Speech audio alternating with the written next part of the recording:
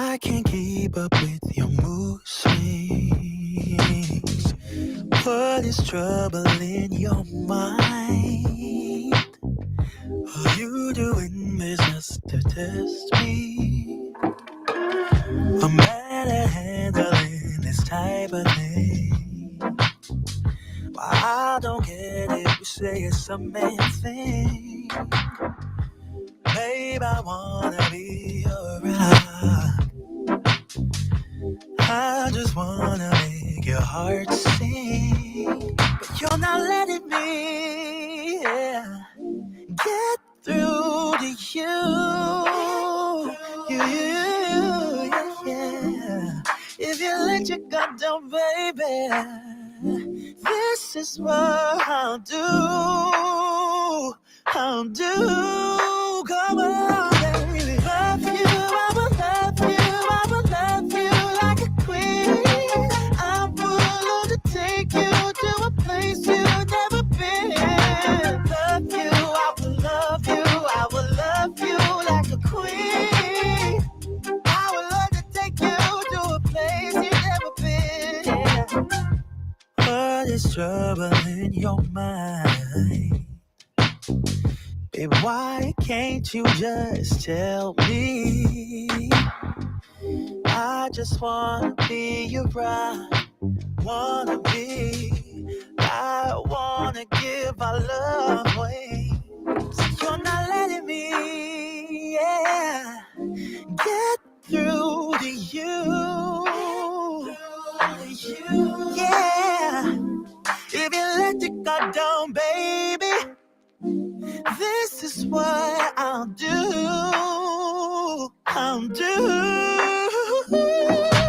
Love you, I will love you, I will love you like a queen. I'm willing to take you to a place you've never been. Love you, I will love you, I will love you like a queen. I would love to take you to a place you've never been before.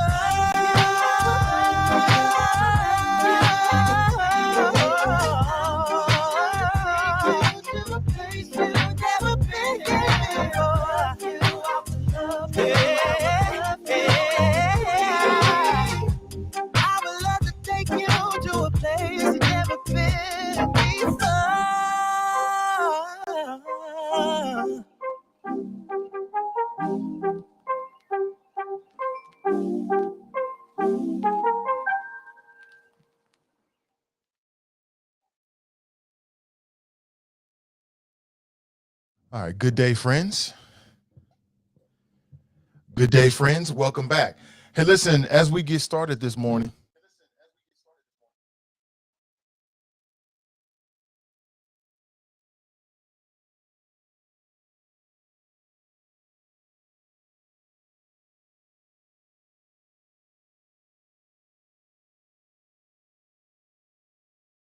all right, let's try it again.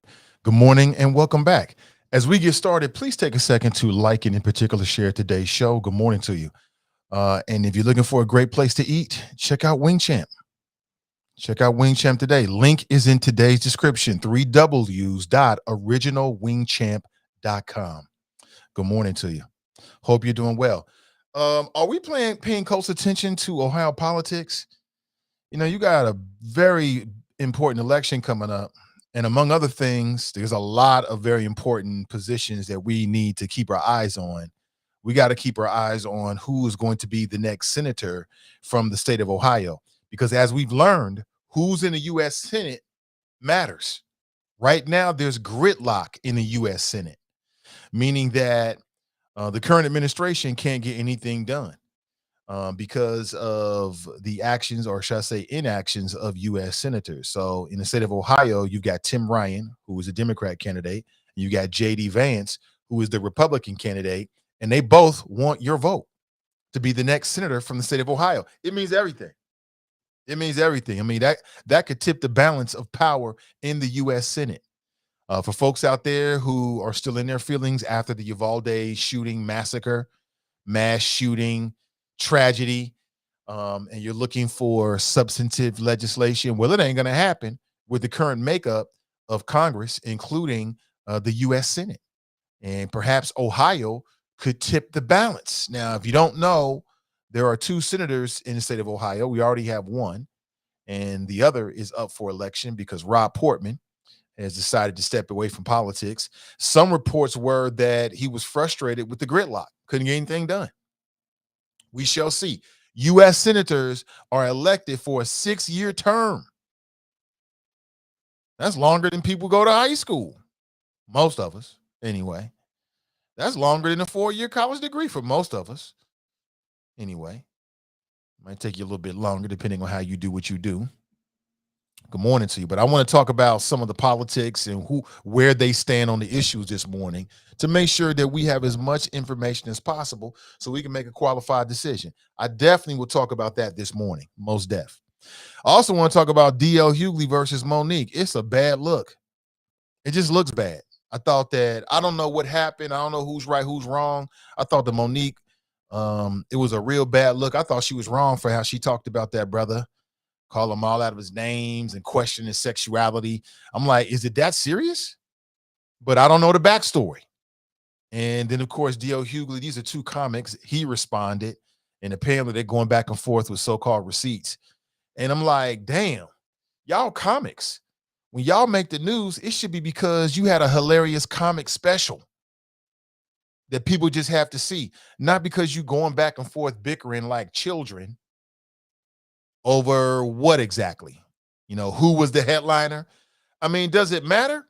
I mean, headliner or not, if the check is right, the check is right. Stop me when I'm wrong. Who cares who's the headliner as long as the check is right? But I guess I'm just cut from a different cloth. That's just the tip of the iceberg we must discuss this morning. 513-873-7134 is my number. If you'd like to share your thoughts this morning, I would love to hear them. Love to hear them. Don't forget, coming up this weekend, the Greater Cincinnati Realtors Association offering a home ownership fair. We talked with the president of GCRA yesterday, Derek Dansby, and he talked about how he and his organization want to help people, and in particular, Black people, become homeowners. Home ownership.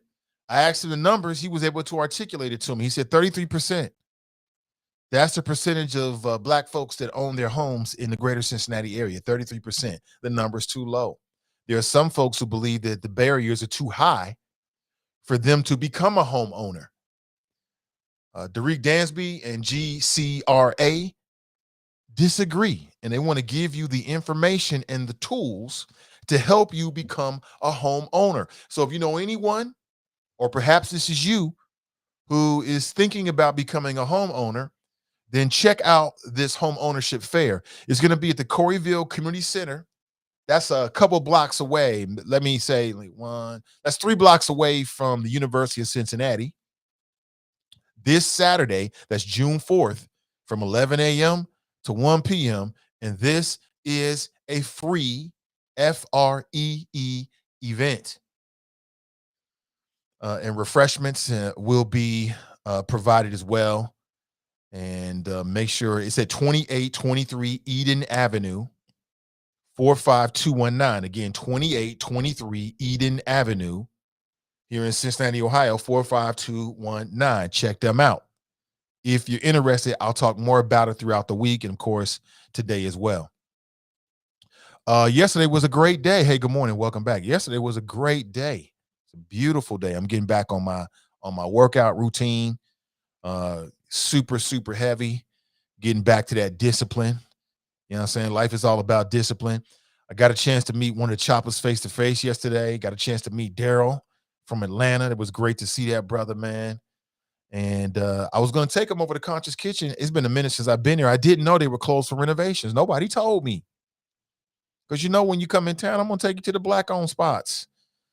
All you got to do, listen, I'll say it again, to any of the choppers, when you come in town, let me know. And if our schedules link up, I'll take you out for a drink or maybe dinner or lunch or whatever. It will be my pleasure to meet you. It'd be my pleasure. Just tell me, what is your pleasure? Like, what you in the mood for? What kind of food? Typically people say they want to go out to eat. I'm like, okay, well, narrow it down for me. Like, what are you in the mood for? Whatever you're in the mood for, Cincinnati has it for you. And if we can go to a black-owned spot, then that's where we going. I'm just saying. That's just me. You don't like it, I don't know what to tell you. Good morning to you. 513-873-7134. Now, that is that number comes with a bit of an agreement. It comes with a bit of an agreement. And the agreement is quite simple. 513-873-7134. Open your mind before you open your mouth. That's it. It's the wise words of Boutros Boutros. That's it. That's all I ask. You don't have to agree with me. Hell, I can be dead wrong. You can call me up and let me have it. But it's got to make sense. Don't call in with some dumb shit because I'm too old for that. I don't have a lot of time. I don't have a lot of time here. You know what I'm saying? Time is running out. I don't want to waste 1 minute on dumb shit. Yesterday we had Councilman Mika Owens, and she talked about the event that they had just yesterday. I was not able to attend. Maybe you did as well. It was over at the Cincinnati Zoo, Green Cincinnati playing. I love it. We need to have our hands and our input and our opinion in everything that's happening in our city. Everything that's happening. If they open the door for us to have our opinion, then we should share our opinion with them. The politicians cannot do it by themselves. We have to push them, motivate them, guide them, and give them our opinion because they are a reflection of us. They represent us. So when these opportunities happen, if they come across my desk or my radar screen, I will share them with you ASAP because this is pertinent information for our community. So if anybody got a chance to attend, I'd love to know what your thoughts were. Good morning to you. David writes, home ownership is empowering. Yes, it is. Studies show that children that grow up in a home that their parents own, they test better. They're better, well adjusted. Like I said, my grandparents migrated from the South. I've said this a billion times. I'll say it again because I'm proud to say it. My grandparents, just like your grandparents and your people, they migrated from the South, seeking better opportunities. My grandfather did not graduate from high school, but he was ambidextrous and he was a man's man. Very sharp man, and he worked in construction.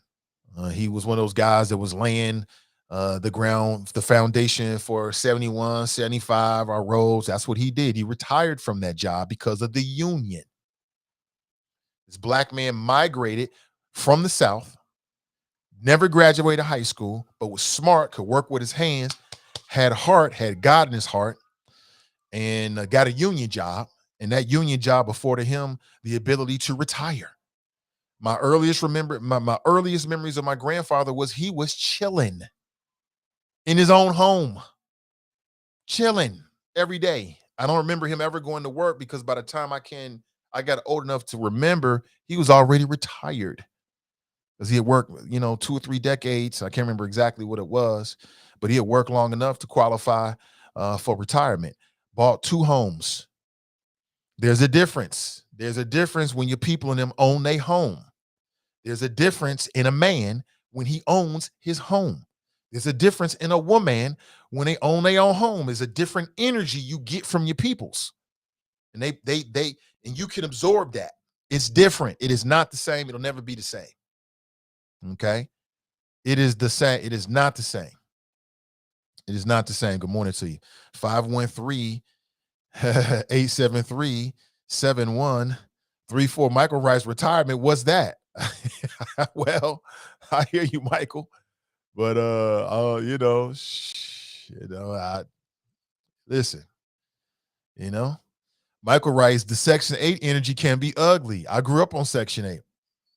Yep, I was a Section 8 kid. Bouncing around from different neighborhoods. Mama was on Section 8, government was paying for it. You're right. There's a whole different energy.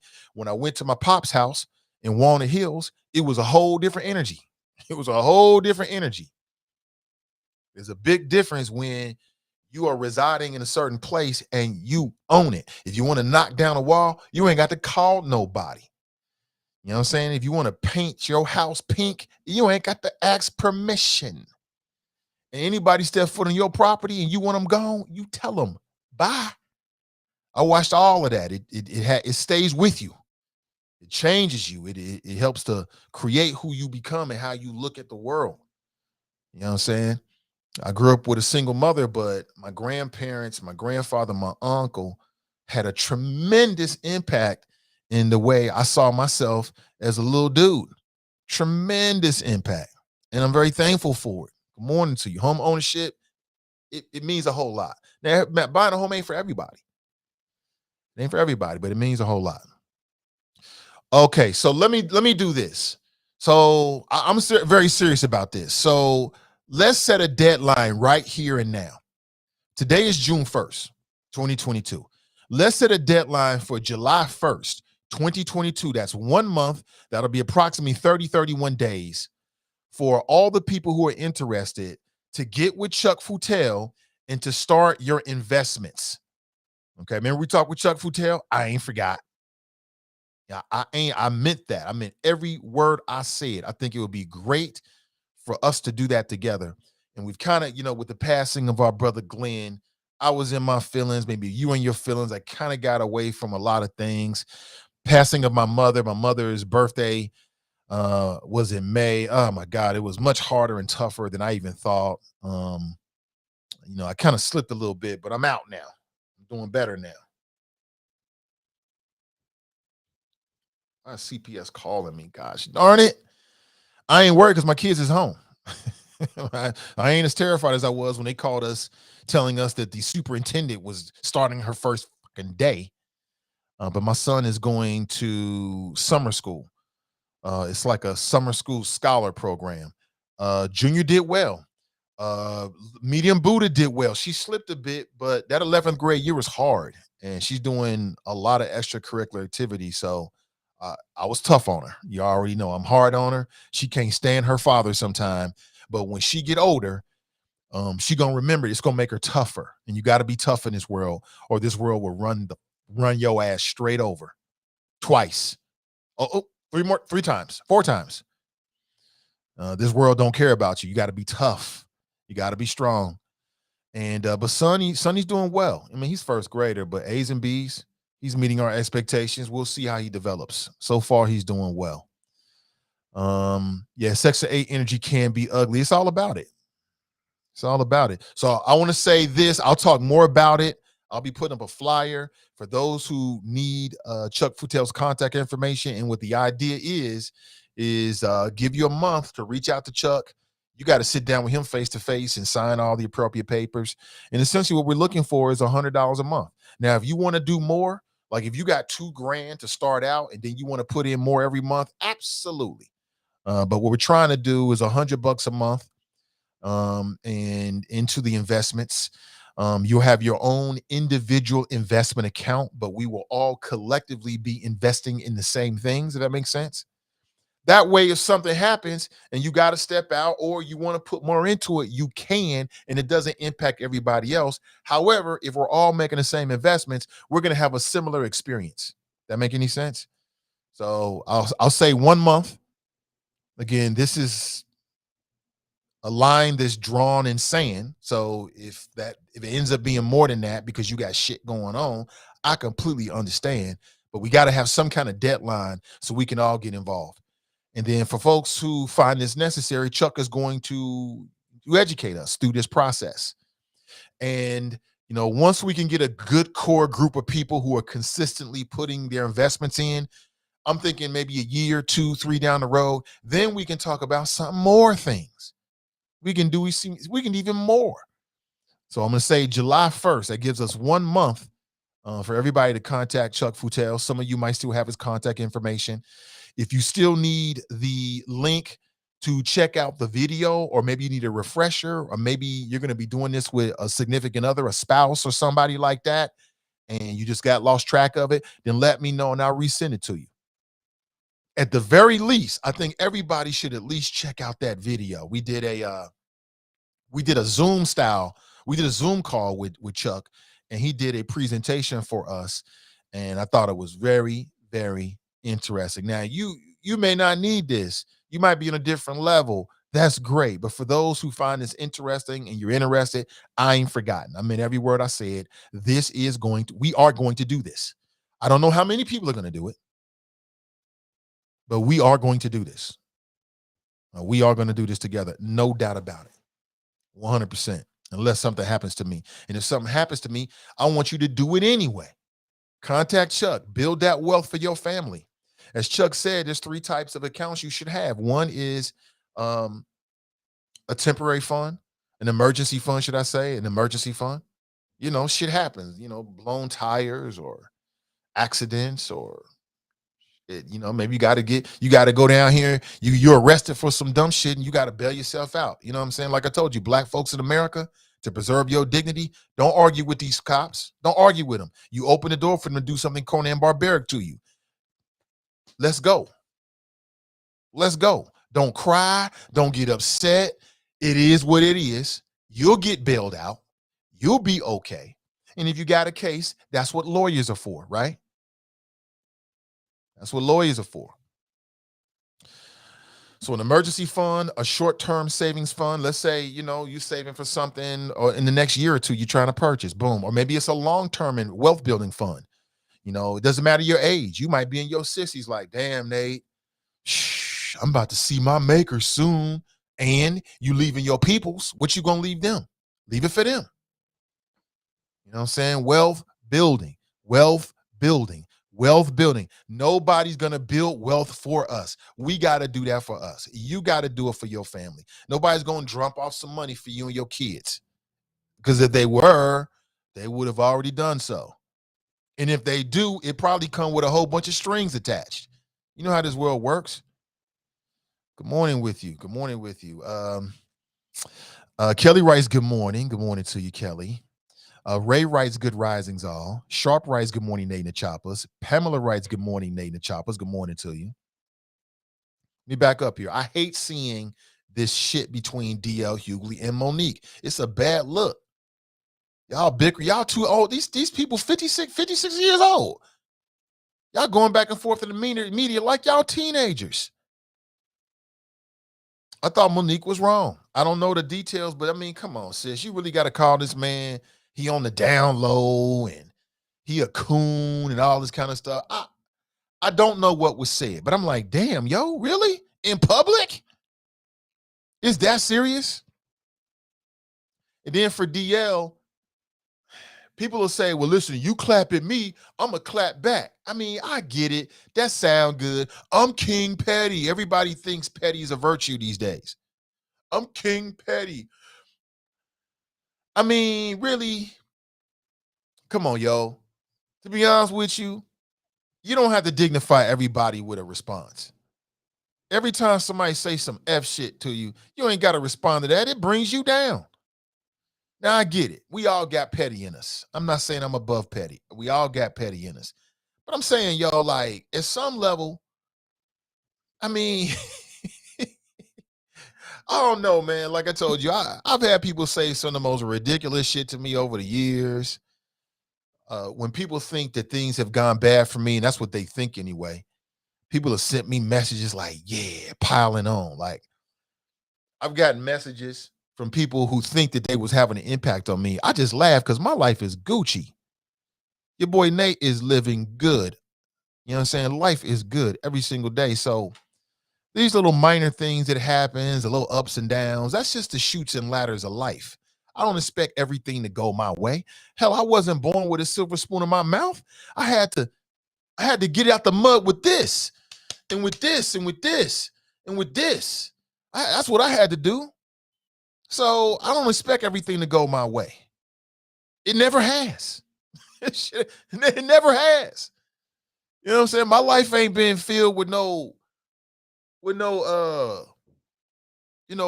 roads paved with gold and golden parachutes. Shit, I had to do this, with mine, with this.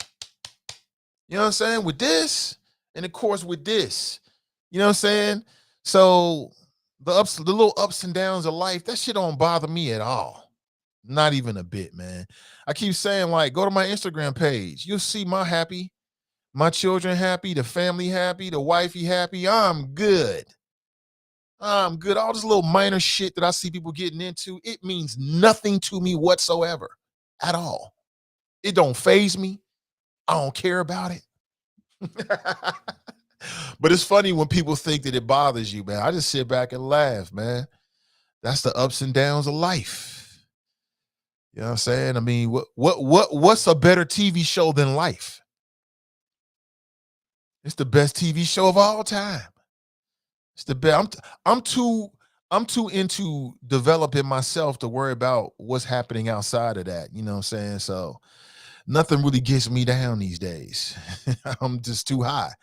I'm too high off life. Anthony writes, like and share, fam. Pat writes, good morning. Renee is in the house. She writes, good morning, everyone. Eb G is in the house. I see you with that red on, Eb G. She writes, good morning, great people. I got a chance to hook up with Ask Ashley yesterday. I got a lot of respect for Ask Ashley. People have been asking me, where's the midday juice? It's coming back. We were shooting some footage yesterday that we'll be using for her new promo. So look for that in the month of June. She's excited. I'm excited. I got a lot of respect for people that is willing to step outside their comfort zone and make something happen. And then they're actually doing it. Like I told her yesterday, you motivating me, sis. I love it. I love the hustle. I love being around smart, intelligent, aggressive, black people. I loves it. I don't want to be around nobody else. That's just me. I ain't against nobody. I'm just telling you, I just love it. I love to be around creatives, hustlers, entrepreneurs, people that's out there making shit happening. I loves it. And I would classify Ashley, I would put her in that category. I love to hear about people doing things. I just want to support you. I just want to support you. I loves it. So look for that. Midday Juice is coming out real soon. And again, for all the hustlers and entrepreneurs out there, all the creatives, all the people that's taking the path less chosen, right? You got two paths in life. You got the easy path, and you got the path that less people take. I respect people that take that path and make it happen. I respect it. I ain't disrespecting nobody. I'm just giving props to the people that take the hard way to get it out the mud. They use their heart, their mind, they hustle to make things happen, to create. I just like that. Because I am that. I think that's what it is. You jive with the shit that, is a reflection of you. But that's just me. I ain't hating nobody. I ain't against nobody. I'm just for everybody. Tanika writes, good morning, Nathan Choppers. Hey, good to see you, Tanika. I wish it was under better circumstances, but the last time I seen Tanika, we was at Glenn's funeral. It was so emotional. So in my feelings about it. I'm not ashamed to say it. So in my feelings because, and I want to say this again before we get the show started, man, please take care of yourself. Please, if your doctor tell you to take your blood pressure medicine, take your blood pressure medicine. If you got one of these, there's no excuse. Look, mine's all worn. My case is all worn, but I love it. But if you got one of these, you got like a little assistant with you. All you got to do is put it in there. That's it. Take care of yourself, especially as you get older, 35 and up. Take care of yourself. Take care of your body. I need you, especially if you're one of my supporters. I need you. I need every last one of you. And your family needs you way more important than that. I'm just kind of having some fun with it. But your family needs you. The world needs you. We need you right here. Sean writes, good morning, King Nate and the Mighty Choppers. Hey, good morning to you, Sean. King Sean, what's up, bruh? Sakina's in the house. What's up, Sakina? Good morning, Nathan and Choppers. What's up, Sakina? Kimberly writes, happy Wednesday. It is a happy Wednesday. Yeah, I'm going to an event today. I don't know much about it, but it looks like it could be some dope shit. I ain't gonna give you too many details because I'm just not gonna do it. I'll talk more about it maybe tomorrow if I'm able to, but it looks like some dope shit for the black community. I got the invite. I'm gonna be there. I'm looking forward to it. I want to see what's up. I keep telling you, man, Pete, there are so many good people working to improve the quality of life in the future of Cincinnatians, and in particular, black Cincinnatians. Keep telling you that. Believe me, when it happens, you're going to look back like, damn, Nate saw this. Yes, I can see it. You know what I'm saying? Cincinnati has a lot to offer. We shall see. Nat writes, good hump day, Nate and the Choppers. Good morning to you. Kathy writes, good morning, everyone. What's up, Kathy? Ronald writes, good morning, Chop Shop family. And we gotta. Are we paying attention to Ohio politics? Are we paying attention to these races? Right now, I want to focus on the U.S. Senate race, where you got J.D. Vance. What do we know about J.D. Vance? Is J.D. Vance a friend to our community? What do we know about Timothy Ryan? Is Tim Ryan a friend to our community? What are these two men offering us? What are they offering Ohio? What are the similarities? What are the things that are distinctive about both of them? I want to talk more about it this morning, and moving forward, I want to talk more about it as well. It needs to be discussed, and we need to be the ones that do it. It's got to be us. What in the hell is that? Oh, man. It's got to be us. Good morning to you. Let me see where we at. David writes, home ownership is everything. Yes, it is. Don't forget home ownership fair this Saturday. Free event, Coreyville Community Center, 11 a.m. to 1 p.m. The good folks over at GCRA, that's the Greater Cincinnati Realist Association, are putting this on. And we talked with their president just yesterday. So, again, if it's not for you, maybe you're already a homeowner, then send it to your family and them. Send it to some friends. Put it on your Facebook page. You know what I'm saying? I mean, this is the kind of shit you want to share. That's the kind of shit like that. This ain't Democrat, this ain't Republican. This is about buying a home, getting information to buy a home. Let's share this as much as possible. You know what I'm saying? We can't make people go, but as much as possible. Sean writes, I worked out 1.5 hours yesterday, cardio, calisthenics, and weight training. I'm all about the calisthenics right now. That's all you need is gravity and body weight. I know Sean is serious about his. Good morning to you. Tracy writes, hi. What up, Tracy? What up, though? Do y'all agree with me that this thing between D.L. Hughley and Monique is a bad look? I don't know who right, I don't know who wrong, but I'm like, damn, y'all doing this? Y'all should be coming together like the Super Friends. Gosh darn division among the community, in our community. It ain't serving us. It's fun to watch. Like if you went to the drama, you can get your internet popcorn and sit back and read the tweets. But I mean, what's the worth in that?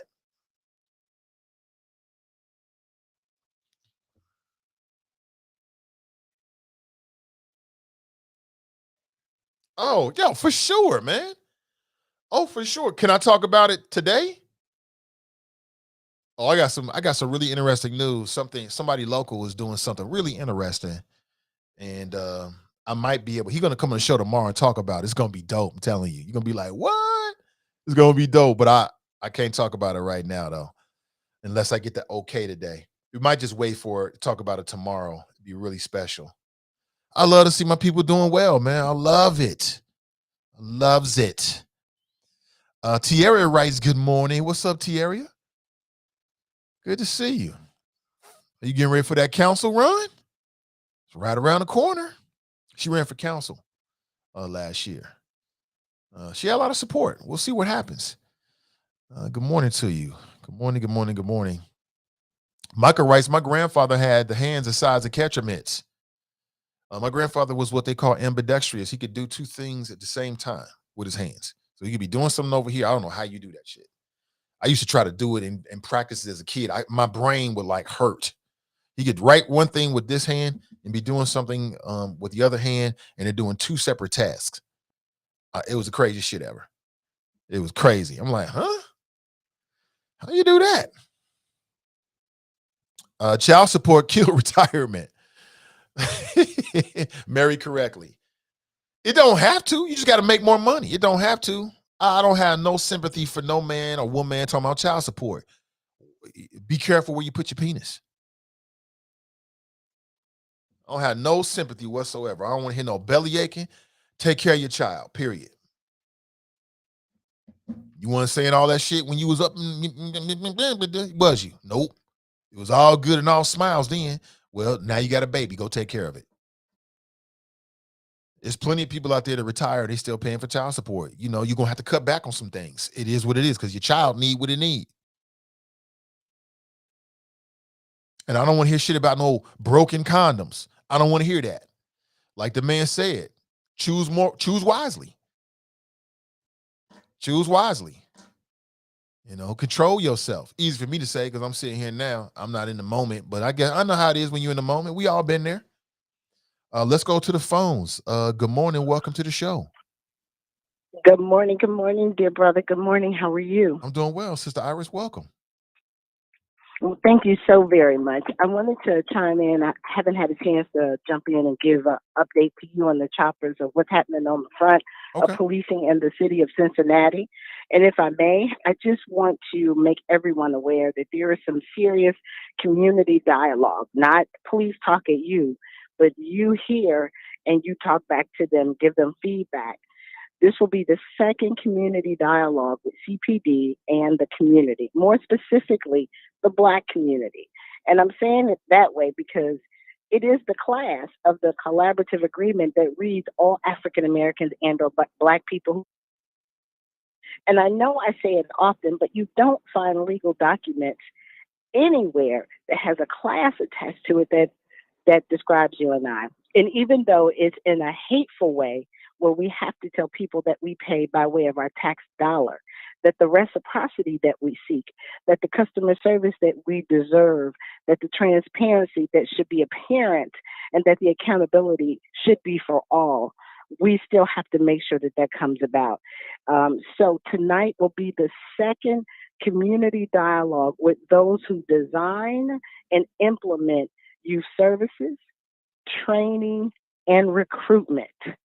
Nathan, this is so important.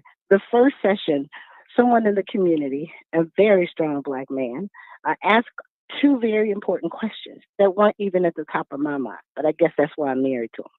The first question was, what is CPD doing to keep domestic terrorists off the force?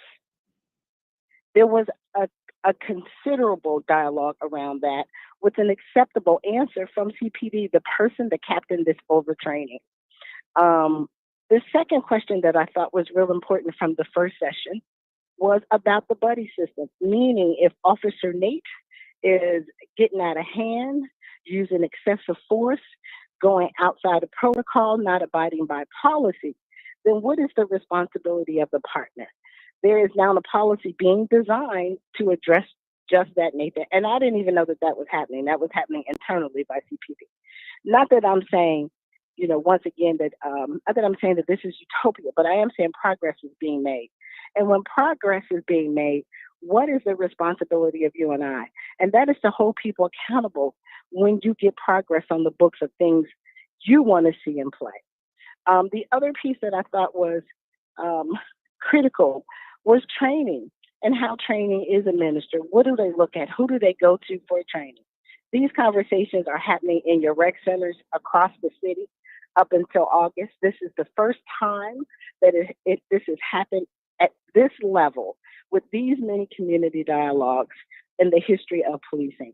These were designed for you and for you to engage in input. If anyone, again, wants the dates and locations, tonight will be at Lincoln Center. The first night was in Price Hill. We will be at Bush. We will be at Hirsch, I believe, but I can send you the list so you can understand what the trainings are about and you can come prepared with your very targeted questions at these targeted topics. These are topics that the interim chief and myself pulled out. I thought these would be critical for the community to understand and learn and be able to question, once again, the design, implementation, and what is the accountability of all of it? Why are these things being put on the book?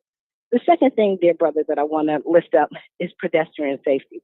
I've attended many community meetings, and not so many in our community around pedestrian safety. People are being hit, walking crosswalks in the streets, on bikes, and it is a problem. But the only solution that I'm hearing, dear brother, is that for more enforcement. Now, while enforcement, I do believe, needs to occur, that can't be all of it, because we know some things could go south. When we study and look at the data around what happens between Black people and police when shit goes south, it is during a traffic stop. So I'm asking us, I'm going to have a meeting in council chambers next Wednesday at 6 p.m.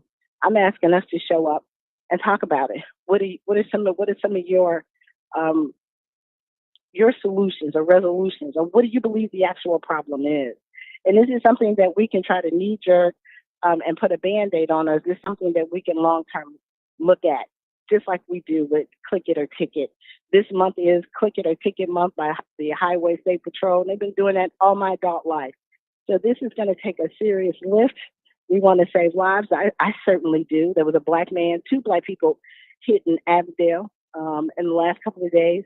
And I certainly want to save my people, but I don't want my people to become casualties to people's knee-jerk reactions. So we must show up and we must come. There will be someone from the Ohio Department of Transportation and Engineering, someone local from the Department of Transportation and Engineering of the city of Cincinnati.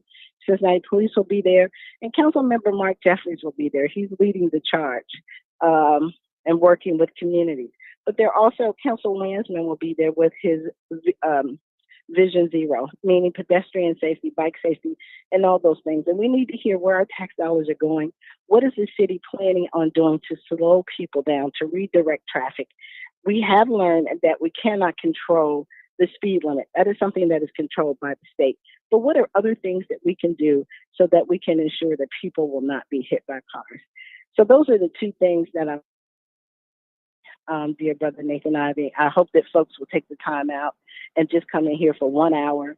These three critical, important pieces of Cincinnati Police Department. Ask your questions, get some answers, and dialogue. Talk about it with your family. Talk about it, when you're at work. Talk about it amongst your friends. Hold people accountable where they are. And that's all I got for you. I'm headed down to meet with the city manager now to get an update on the police chief search. Again, I'm not getting much information, and I'm not happy about it. I'm going to be blunt with you. I'm not happy about it. But everybody will know as soon as I know where we are and what the timeline is. Any questions for me, dear brother? I'm sure a lot of questions come later, but not at the moment. I appreciate you. All right. You know how to find me. Anyone knows how to find me. Again, make these trainings, not trainings, but these community dialogues and workshops benefit you. Please go and talk to the people who are designing these structural programs inside of CPD. Let your voice be heard. And if you got any issues with anything, you always know, please don't hesitate to call me. I'm here to fight for us. Absolutely. Appreciate it. Y'all have a powerful day. You too. Thank you. That's Sister Iris. Keeping us, giving us substance, things that are going on locally. Like I said, there's a lot of stuff happening in the city. You got a lot of good people working for the benefit of our community in general, and in specifically the Black community. I keep saying that. And we don't even have everybody. I mean, not every voice has come through the show, but I'm working on that. I'm telling you, a lot of good shit is happening in the city of Cincinnati. You know what I'm saying? I want to change people's attitude about this city, because I think a lot of it is just a lack of information. Like, we don't know. If you don't know, then you assume the same old shit, but it's not the same. It's not the same. Anybody who tells you anything differently just doesn't know what's going on, and they're ignorant. They're just ignorant about what's happening in the city of Cincinnati. I'm telling you, 10, 15, 25, 20 years from now, it's going to be a destination spot. It already is for certain elements, but it's going to be a better place, I think, potentially for the people that live here. Janice writes, I thank the divine creator for waking me up this beautiful morning. Blessings, fellow choppers. Absolutely. Good morning to you. Brent writes, good morning, Nathan Choppers, checking in from the Live by Lowe's Hotel with a perfect view of AT&T Stadium, aka Jerry's World. Really? Angela writes, interestingly, I was just remarking that this is the foundation I was raised with. Retired grandparents and parents, late 50s, early 60s. Yup. It's a different world. Like I said, I'm blessed. I wouldn't have wanted to be born in any generation other than the generation I grew up in. I feel like I was blessed to see the old world and usher in the new world. You know what I'm saying? So I got those old school ethos, those old school values, but I got the new school perspective. You know what I'm saying? I love it all. I keep telling you, people be like, I don't like the new hip hop. I love the new hip hop. I love the new artists, but I also got a healthy respect and experience of the old school. You know what I'm saying? I wouldn't have been born in any other period in American history than where I was born. I loves it. I was born before the internet, and now I'm on the internet, right? Every single day. Just culturally speaking, it's just been a very valuable situation. And then, like I said, I talk about my grandparents a lot because my grandfather and my father stepped in where my father stepped out. And they were such strong black men that I got a chance to get all of that, even though, I was raised in a single mother household. I got all that. You know what I'm saying? They taught me, showed me, shall I say, they showed me, at least in their version of what a man is supposed to be. And like I said, when you around a black man who owns his own property, that's retired, that's doing what he want to do. My grandfather was going to play the ponies every other Sunday. He bought cars. He did what he wanted to do. At least from my perspective, I thought they was rich because everything they seen they wanted, they had. I didn't know no different. They wasn't rich. They was just middle class. But at the time, I had no difference. Always had food, at least at their house. And we had some tough times with my mom's house. That Section 8 shit, hey, it's different. It hit differently. You know what I'm saying? But it's a whole different perspective. You know what I'm saying? There's a big difference when you people in them own a place. And I'm not going to say money. There was times when he was like with my pops, I remember him once a month, he would sit down and do his bills and he'd be like, oh God, the money going out. But it was never like, we don't have enough. That's different. That's different. Again, very valuable experience. I'll never forget it. I'm going to bring it to my children. I see what it is. Sean writes, I bought my home in 2009 when Obama was giving $4K for the first-time home buyers. I miss those days of Obama. Let's make sure we vote Democrat 2024. I'm here for the conversation again. Like, I think it was late last week, it was Friday or so. We had a conversation. Somebody, I think it was, what was the sister's name? And again, I want to make sure if she's listening that she don't feel like I was jumping on her. I'm never jumping on anybody unless I'm jumping on you. You'll know.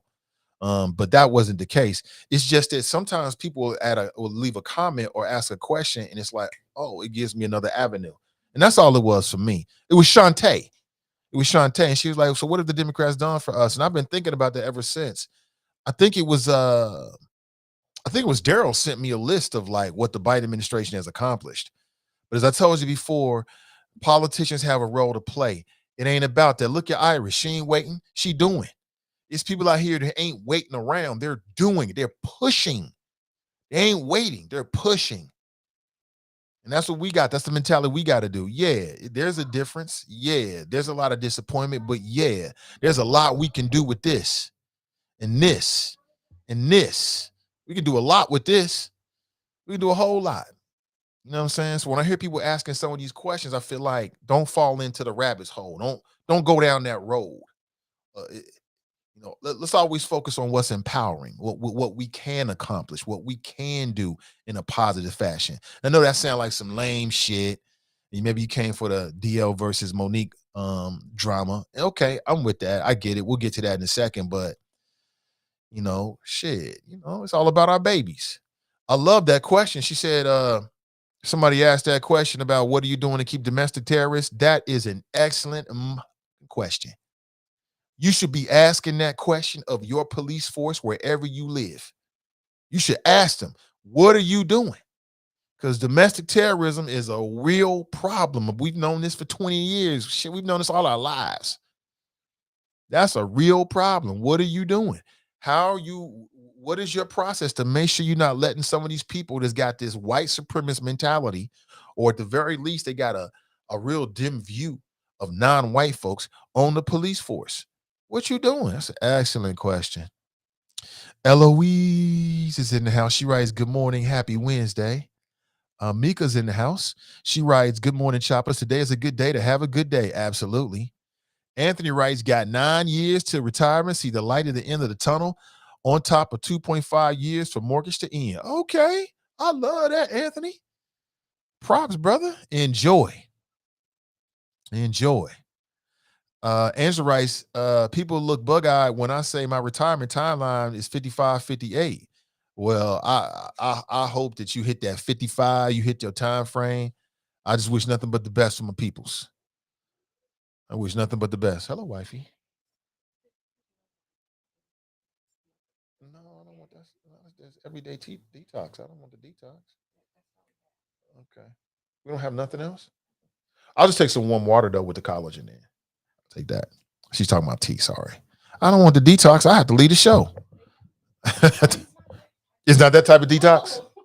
Oh, okay. Yeah, I don't want that. I don't need that. I want the organic, only the organic. So I'll take that. If it's not that kind of detox, then I'll take it. Sorry, y'all. You get the black family talking over the table type of shit. Sorry there. Sakina writes, I'm here for it. Let's invest. Okay. Well, Sakina, I'm not sure if you were, I don't remember you being a part of that live stream, but if you're interested, then all I would ask is I can't remember everything. So if you hit me up with a direct message and I'll send you a link to the Zoom, start there. Watch the Zoom to learn about what we're trying to do and what Chuck Futel and his group have to offer. And then you can make an educated decision as to whether you want to proceed. For me, it was a no-brainer. It was a no-brainer. And I want to do it with you. I mean, yeah, I could just do it with Chuck myself, but I want to do it with you. You know what I'm saying? I want to do it with you. I want to do something like this with you, with the choppers. We can all do this individually. And on some levels, it still will be individualized because I think it's just a smart way to begin. And then again, down the road, 2 year, 2, 3, maybe we do something that's more intertwined, if that makes any sense. Regina writes, good morning. I've completely stopped getting alerts from Facebook. Yeah, I was talking to Daryl about that yesterday. Yeah, Facebook is tripping, but again, I ain't tripping on Facebook because I'm deciding to be on Facebook. And I know this, so I ain't even tripping on them. You know what I'm saying? They want to do all of that. Keep on doing all of that. I got something for you. I'm gonna circumvent Facebook, and it'll be better in the long run for what we're doing, for what we're doing anyway. So that's cool. Facebook is just one platform. They got a lot of platforms out there, so it is what it is. See, Angela writes, I work with lots of folks younger than 65 planning to work until at least 70. That's lunacy to me. Well, I mean, if your finances don't allow you to, thank you so much, wifey. If your finances don't allow you to retire until you 70, I'll take it. If I could, I'd rather retire 70 to 80. But of course, I'd rather be retired at 20. You know what I'm saying? I take that back. I don't be retired at 20 because you always want to produce something and do something. But you know what I'm trying to say. Like the earlier, the better. Let me see. Pat writes, Nate, my grandson is also going to that program. Yeah, my son is going to the summer scholars program. He said, yeah.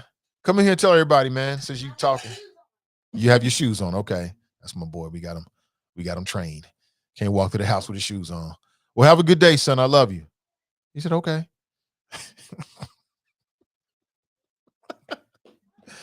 He said, okay. Yeah, I think it's just like it's just more educational enhancement in the summer to prepare the kids for. He's going to the second grade to prepare the kids for the second grade. Yeah, say hello. Hi, So what you doing today? I am going to Summer Scholars. You want to say anything else? Good morning, Tapas. Okay. So hold on. Tell people about the NBA. So we got who you got? You got the Warriors or you got the Celtics? Talking to the microphone. Come closer. I want both of them to win. Yeah. But they're both good teams. But I'm saying Celtics because Warriors have too many championships. Too many championships. Who's your favorite player right now? Right now in the playoffs? Right, in the championship of the two teams. Curry. Okay. All right, man. See you later. How could I not be happy? I got a little boy. That's my junior right there. Shit, you can't tell me nothing. You can't tell me no. We been on the court. He be talking about Tatum. I'm like, huh? KD? Man, listen. David writes, remember your vibranium. Your vibranium. He said, ha ha. Mika writes, yes, ma'am. I'm 2 years into my early retirement goals. I love hearing this, man.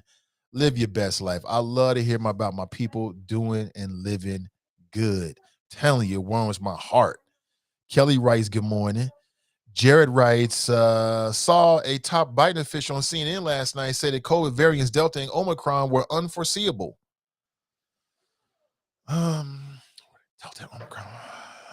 I don't know if I believe that. I mean, because we know that with these variants of these viruses that they mutate. So I would have to, before I could give any kind of deeper flows on it, I'd have to see it myself, Jared. But I appreciate that, brother. Right now they're talking about the monkey paw virus. I'm like, monkey paw? Now we got to do with monkey paw? Oh my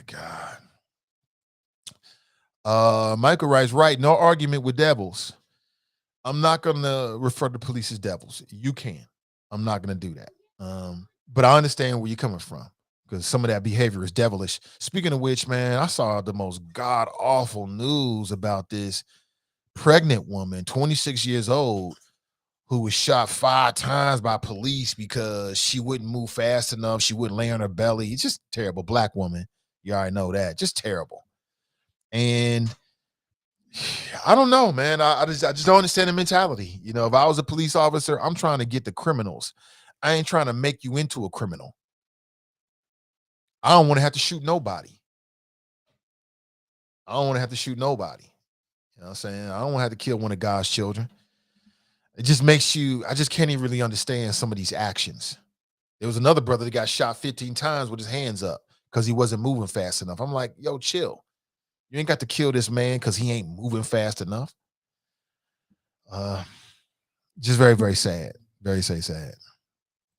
Nat writes, in the words of Kev on the sale, get to the bag. Absolutely. Get to the bag. Sean writes, when Monique feels slighted, she goes hard, which I think is something, I don't know. I can't tell another person how to react. That's hard. You know, I was raised to mind my own darn business. I don't bother nobody. Like my people and them, my uncle and them, they ain't bother nobody. But what I was also raised is that when somebody F with you, they can't tell you how to respond. When somebody crossed that line with you, they can't tell you how to respond. You know, if you go overboard and go atomic on them, that's on them. They should have left you alone. So I just feel like it's a bad look. You know what I'm saying? Like, I'd love to see Monique and DL come together and do something special. That's what I want to see. You know, maybe they do a comedy special after this. I was talking with somebody and she was like, well, sometimes I feel like they just do the stuff on purpose to get attention on social media. It could be. Gee, I hope not, but it could be. It could be. I don't know. It's just a bad look. But we ain't always going to disagree. I mean, we're not always going to agree. That's the world. You're going to have people you disagree with. But damn, that's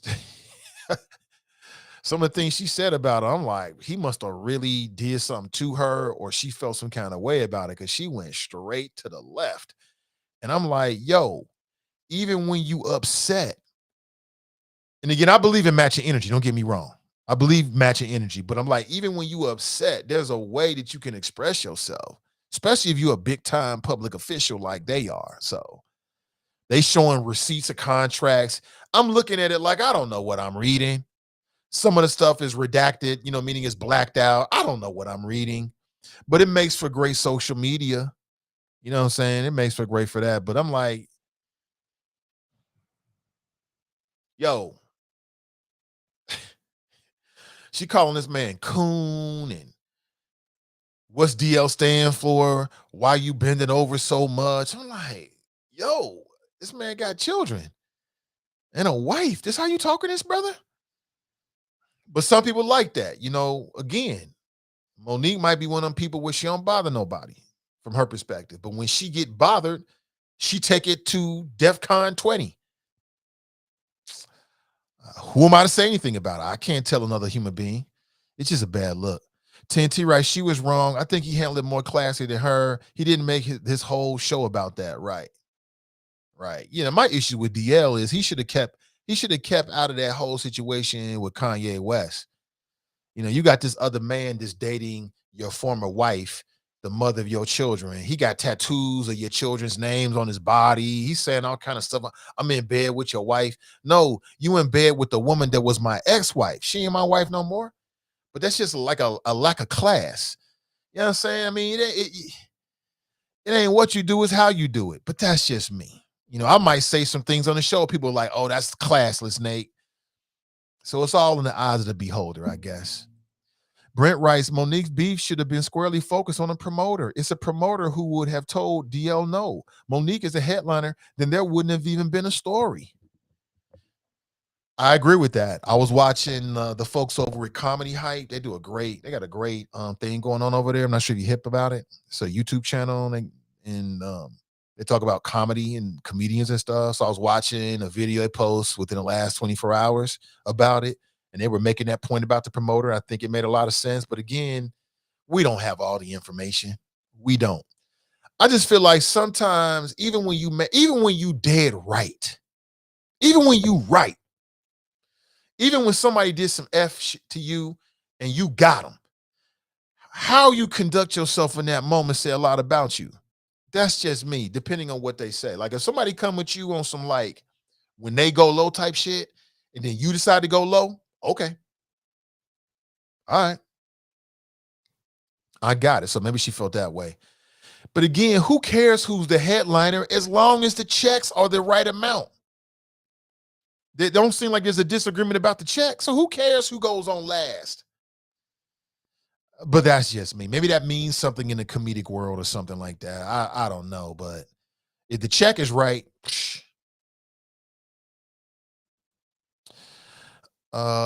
if you single, you need a dating account. These ladies ain't going for 2 for $20 at Applebee's. They want that OTR brunch. We'll take them to OTR brunch.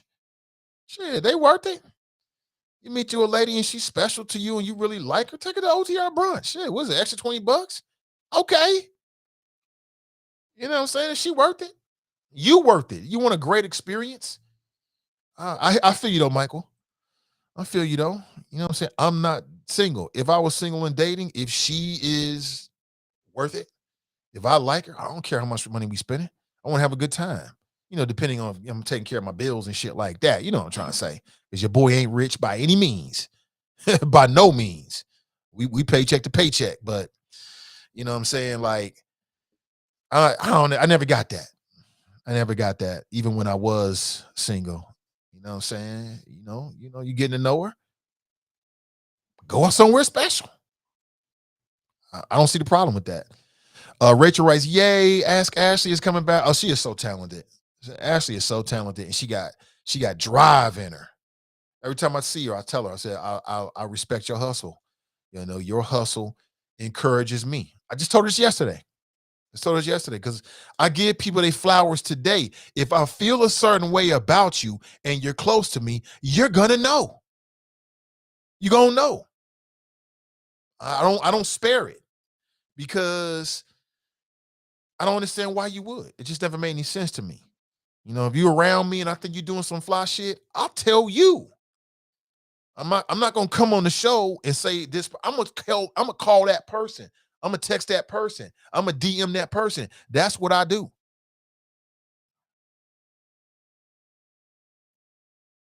Makes sense to me.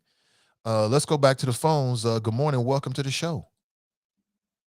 Hey, good morning, comrade. Oh, what's up, Black Russia? Welcome. Thank you. Not a whole lot's going on. Ready for this NBA final to start the war.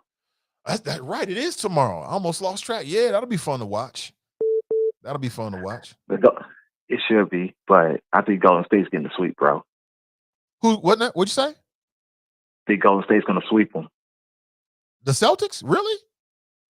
I think so. Just the way they looked against Miami. I mean, they should have lost their series twice.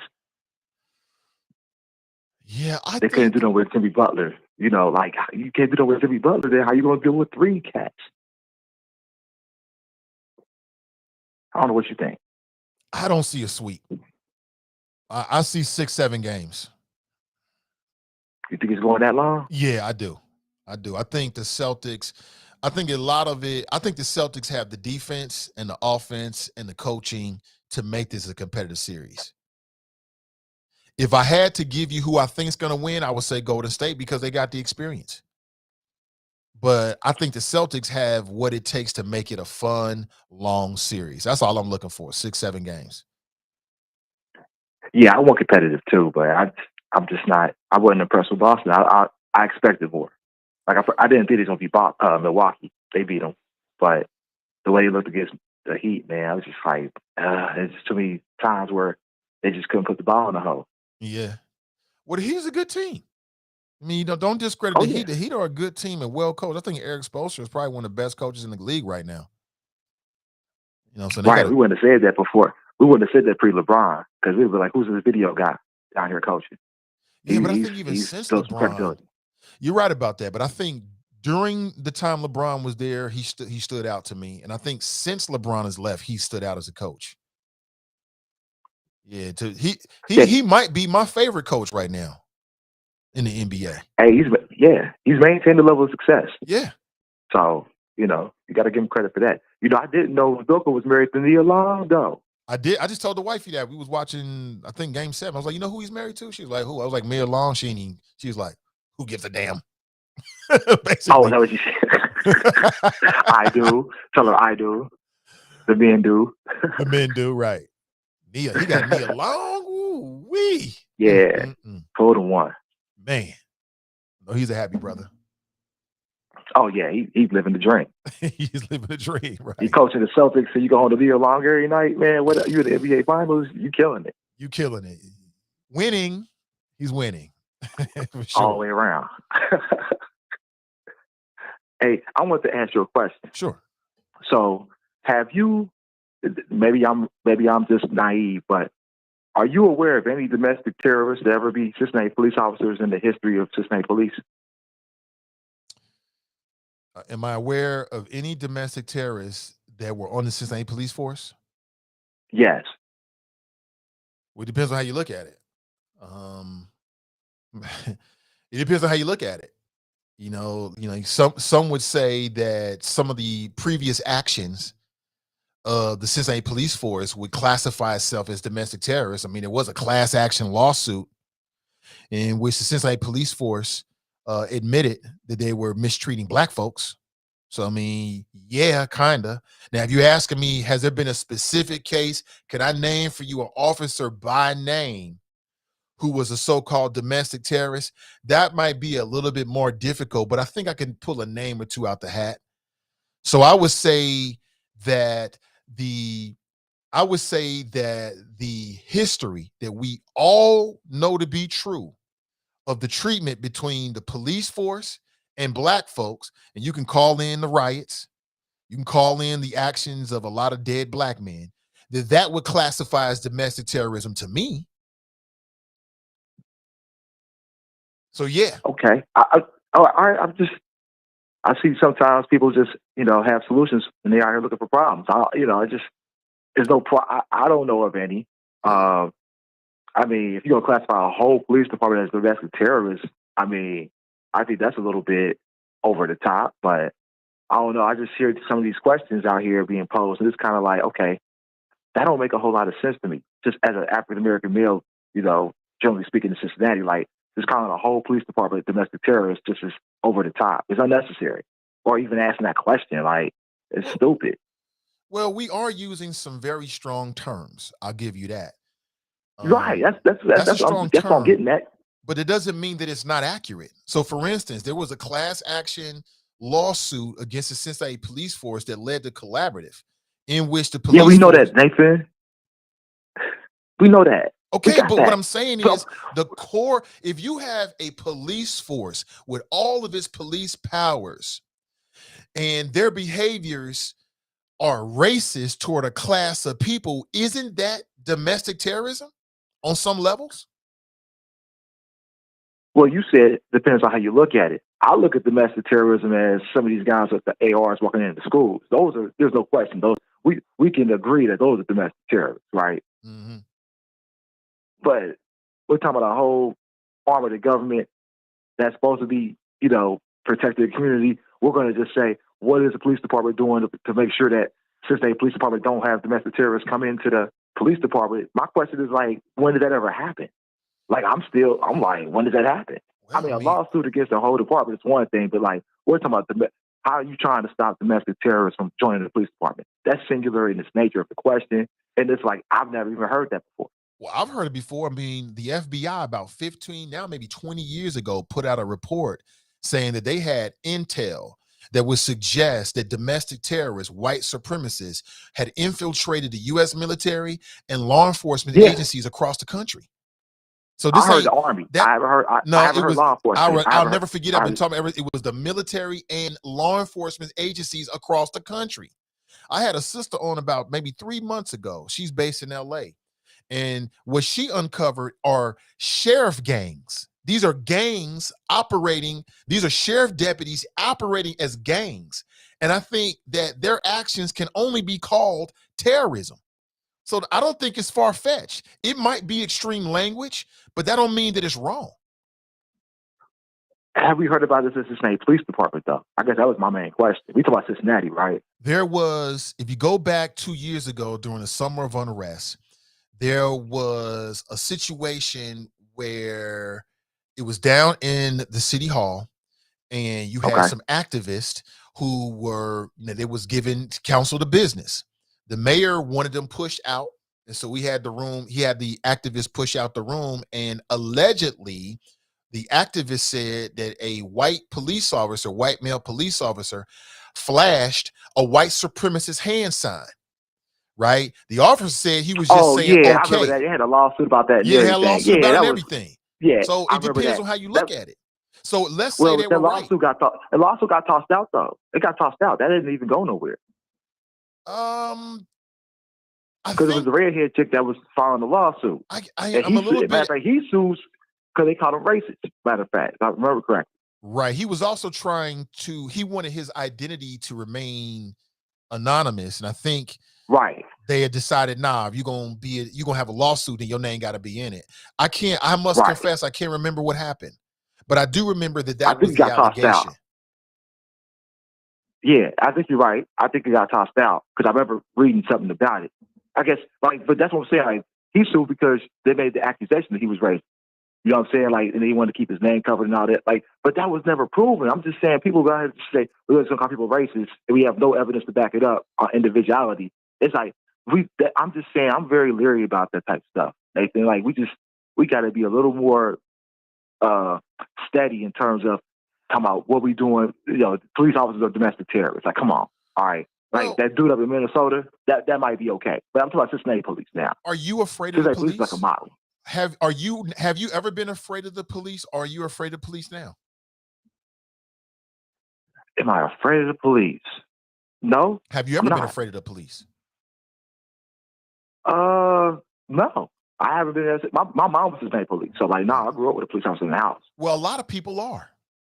And it's because, like, if you have a police department, such as we had with the city of Cincinnati, where they had a history of killing unarmed black men, situations that, from the public's view, didn't really call for lethal measures, they ended up with black men dead. In some cases, we had U.S. military veterans that ended up dead. The impact of that is it terrorizes the black community. Therefore, it's fair to call it domestic terrorism. I guess it depends on your perspective, like you said. Right. It depends on how you look at it. It depends how you look at it. Like for me, I grew up in a different environment. I grew up with police in the house. You know what I'm saying? Like it wasn't no scary situation. I was scared of my mama, yeah, but I mean, in terms of the police, specifically Cincinnati police, it wasn't no scary situation for me. I can only see from me though. Right, but there's a lot Like of black usually people those are the ones they don't even want to you'd see. rather deal with Cincinnati police than the sheriffs or any of these other suburban areas. You'd rather deal with Cincinnati police for real. Depends. There's a lot of black people that don't. There's a lot of law-abiding, God-fearing, tax-paying black people that don't want to have no contact with police or law enforcement ever, or law enforcement at all, because they're afraid of what might happen. They're terrorized based upon the history of what they've seen. Yeah, about what they've seen, right? Not what necessarily experience personally. Right. Like personal experiences kind of inform people, Like if you're a non-white person living in America, and you watching all these examples of non-white people be treated badly, in some cases they end up dead, that's going to have an impact on you. And the impact is it terrorizes you. So I'm saying it's extreme language, but it might be true based upon your experiences. But then the other thing is, do you believe that there are white supremacists who might want to infiltrate law enforcement on any level? I mean, broadly, look, it's a very broad question. I mean, I'm sure there's a few. I'm not saying there's not any at all. I mean, that would be naive, but there might be a few. But like, it's such a small problem from my perspective that's not really the focus. It shouldn't be the focus of Cincinnati police. Like, you don't have to worry about that. They kind of weed themselves out through the background check and all the other stuff. There's very few of them. I wish that was true, brother. If that was the case, then across the country, and again, I'm not just talking about the city of Cincinnati, but across the country, we have seen officers who have been given police powers who end up killing unarmed people on some oops, my bad type shit. And for me, if a question or a little bit of focus beforehand can prevent that from happening, it's worth it. It don't mean that the Cincinnati Police Department has to stop everything and focus on domestic terrorism. But if that means it comes up, and from what Sister Iris said, that's something that the CPD has already been working on. So it can't be too far-fetched. So if we're doing that already, why we exactly? So they do that through the background check. Yeah, but what I'm saying though, you can't have it both ways. You can't say it's far-fetched and a bad question, and CPD is already dealing with it.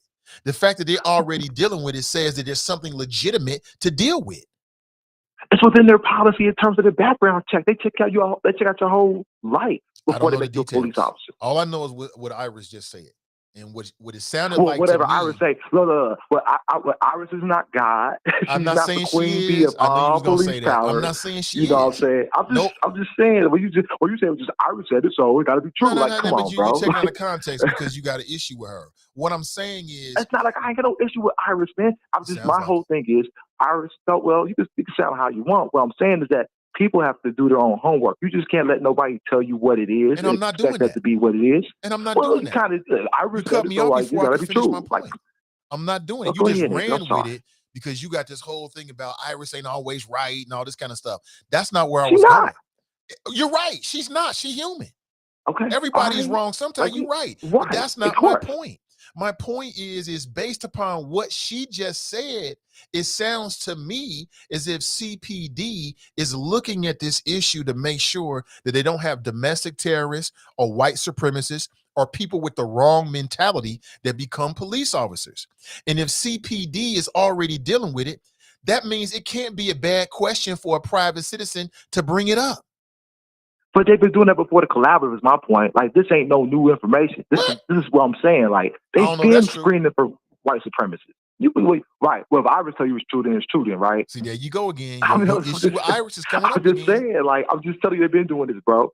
They've been doing this since the 80s and 90s. Well, if they've been doing this between the 80s and 90s, then why was the collaborative even necessary? Why did they agree and admit that they had a history of racial practices against black folks? You can't have it both ways, bro. Yes, you can, because that's not the same thing as saying there's domestic terrorists. You're automatically saying because there was bad police practices, they were automatically domestic terrorists. Like, that's a leap of logic. Like, this is not how it is. It's not a leap of logic. I think you're splitting hairs to make a point which I don't really understand. I don't really understand. The point is this: like because organizations have bad police practices, you make the leap to say they got to be domestic terrorists again. Or no, people just sometimes you get bad officers, and the officers, go face justice, get trials, and whatever happens at the trial happens at the trial.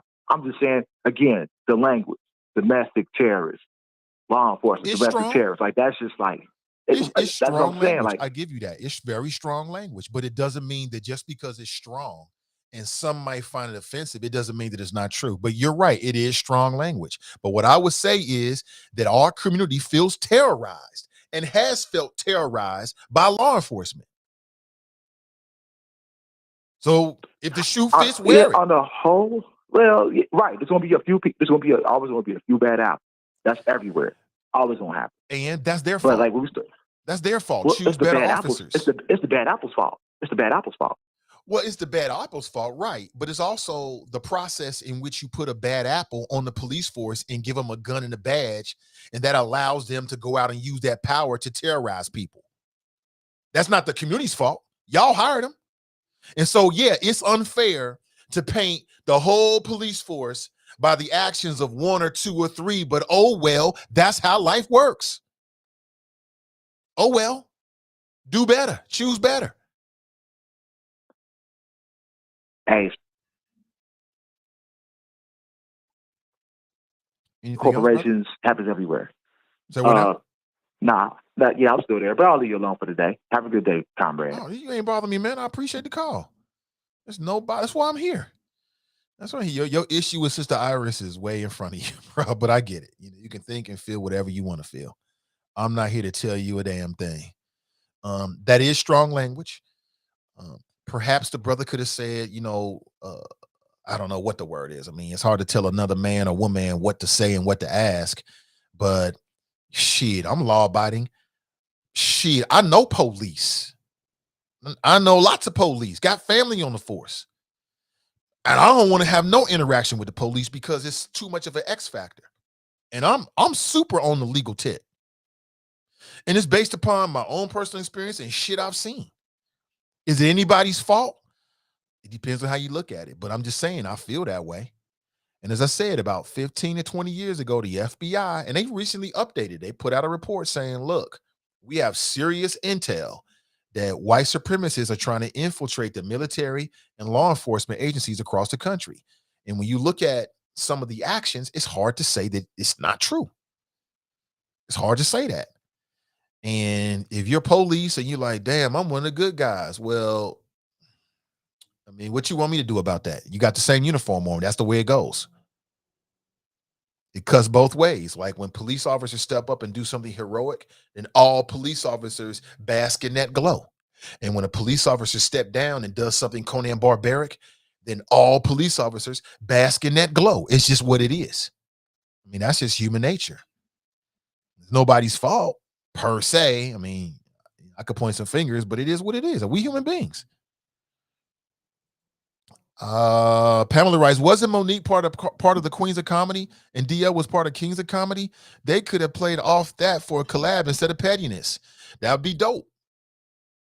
That'd be dope. They do like a Netflix comedy special. That would be dope. But people had issues. Cass writes, she's in the house. Good morning. Michael writes, no champagne in VIP. Damn. Is that right? Let's see. Cass writes, Pamela Kinney, she said, was the headliner for Queens, and he was the opening act for the Kings. To be honest, I always did skip through DL's part. He not super funny to me, LOL. I really respect DL's politics. Like when he's talking politics, I think he's on point. There's been a few times where I disagree with him. As a comic, I think the man's funny. I've watched his comedy. He's got a different brand of comedy. He's made me laugh. Absolutely. I ain't gonna front on a brother like that. The man's got skills. He definitely has skills as a performer. And I hope he does well. I think the same way about Monique. I think Monique is multi-talented. I think she's a dope-ass actress, and I like her comedy. If I had to say whose comedy I like better in terms of making me laugh, probably DL over Monique. But I saw Monique get laughs in a prison yard. You know what I'm saying? She went to a woman's prison and was on stage getting laughs. I mean, Monique is talented as well. So I wish them both the best. I just hate the pettiness among them because they got big names, people watching. It's like I said, you ain't got to respond. Every time somebody says some F to you, you ain't got to respond. Sometimes by responding, you're dignifying dumb-ish. You ain't got to dignify all that dumb-ish. Sometimes you let that shit roll off your back and go live your best life. Remember, success is the sweetest revenge. Go be successful. Go be successful. You know what I'm saying? And whatever you're trying to do, that's all you got to do. Everything else will take care of itself. That's the way I look at it anyway. Let me see. Brendy writes, happy Wednesday. Facebook user. I don't know how you did that, bro. He writes, thank you, sis Iris. Give them heck. Rachel writes, I tell all these kids to walk their ass on the sidewalk and not the street. Not sure who told them it was cool to walk on the street. I don't know, man. We'll get there. Like I say, good people are on it. Sister Sandra's on the house. She writes, they saved their money and pay cash for what they wanted. To my back in the day. Oh, Shante writes, it was me and we good. Okay, that's right, Shante. I just want to let you know that. I don't want you to think I was picking on you in no way whatsoever. It's just anybody can say something that triggers a flow. And it ain't personal. It's about the concept, not the personal person. It's not you. And I thought it was, good conversation. So we can always agree, disagree. I'm not saying I'm right. I'm not saying you're wrong. I'm just here to give strong flows. Anthony writes, man just justified by Facebook that 5 of my comments have been flagged by they staking ass and shaking my damn head.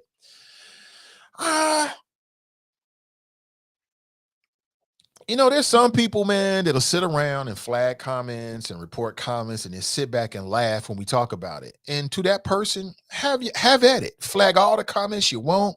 Do whatever you want to do. If that makes you happy today or brings you some joy or whatever you get out of it, the quiet satisfaction, you go right ahead and do that. Let me see. Brent writes, yes, unions and collective bargaining help create the middle class, especially in the steel and auto industries, but capitalists conspired from day one to get rid of them and the Republican puppets pass so-called rights. Yeah, I'm pro-union. I'm pro-union because unions, generally speaking, are pro-worker. Now, people have said, and I've had this argument with people, I think it's ridiculous, but what about the FOP? The FOP is doing their job.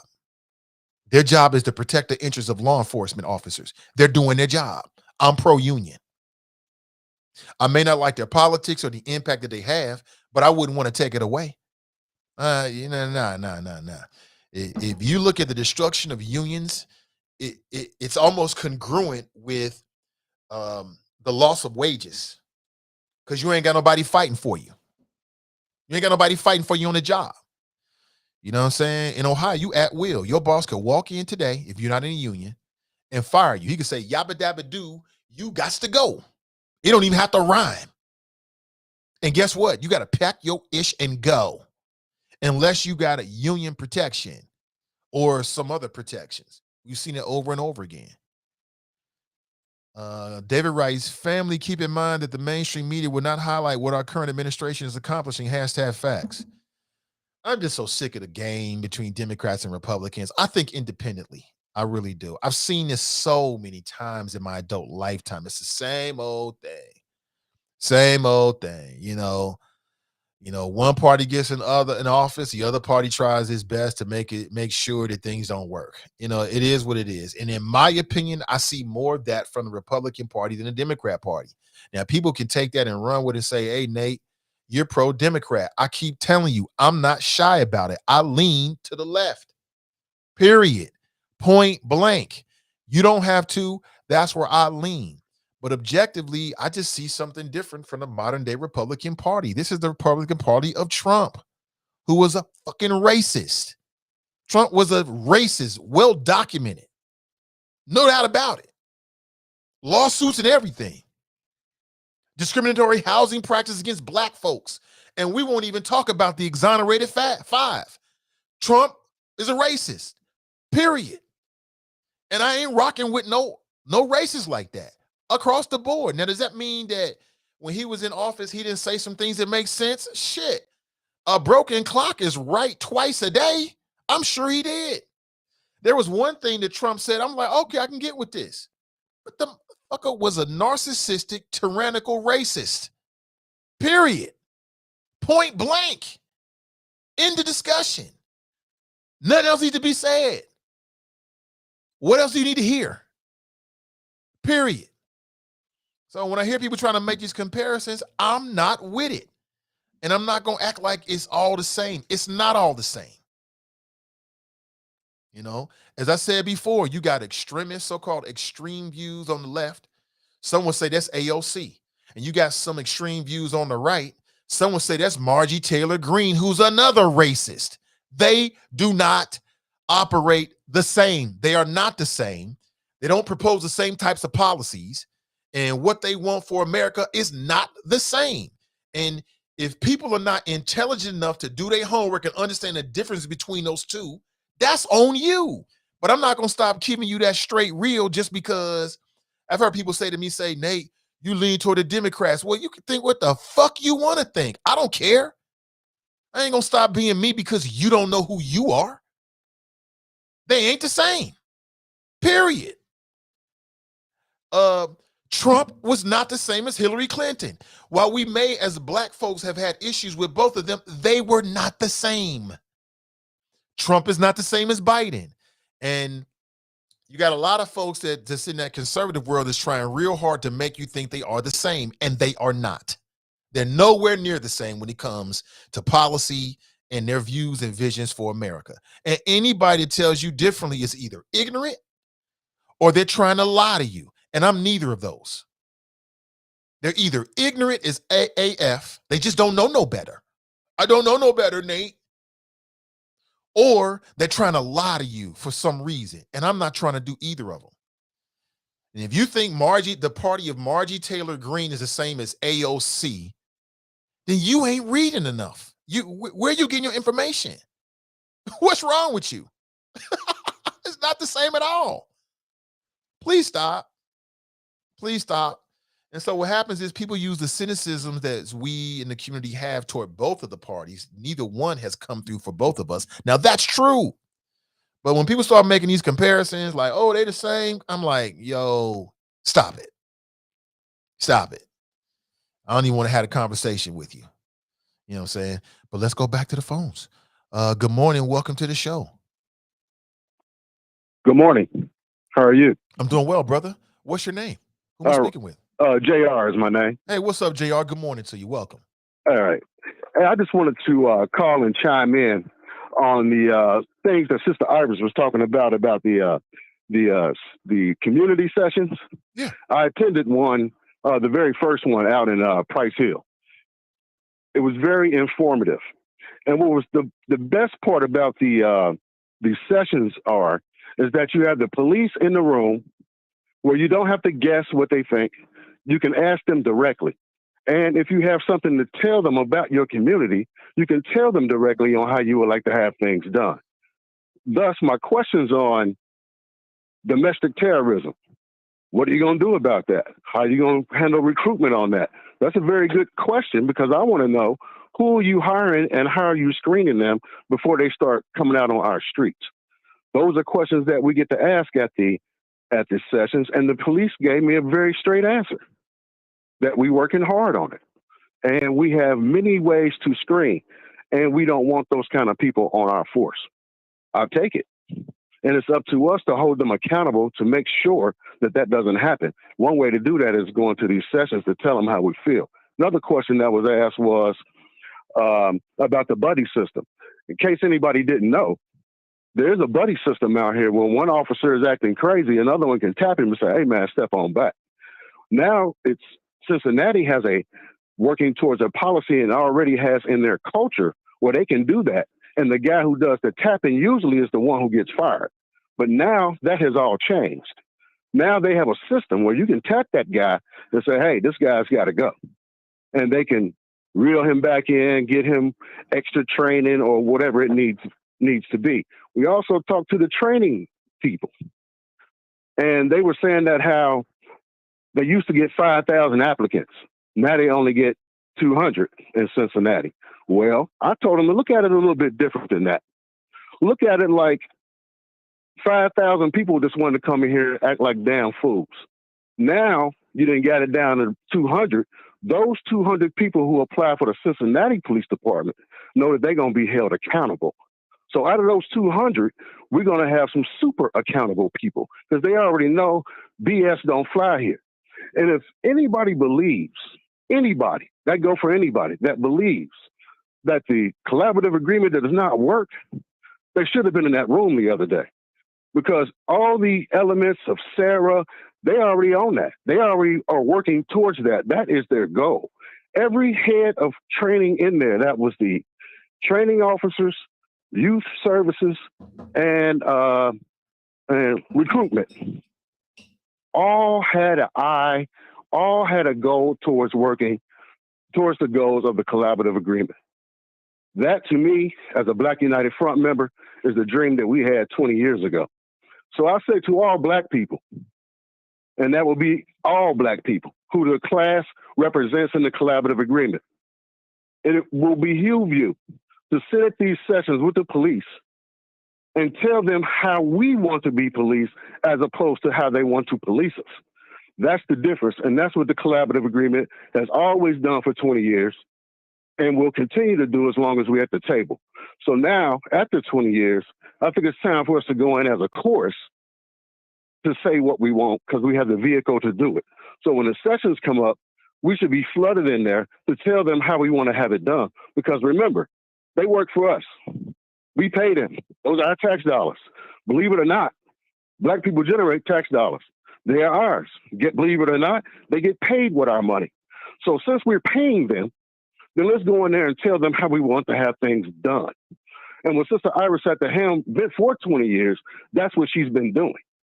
Telling them how we want things done. Not for the reds, not for the blues, not for the these, and not for the that's. It's for the class, which is written for the Black people in Cincinnati, African American, or any of those who see themselves as such, who live, walk, and go through the byways in this city.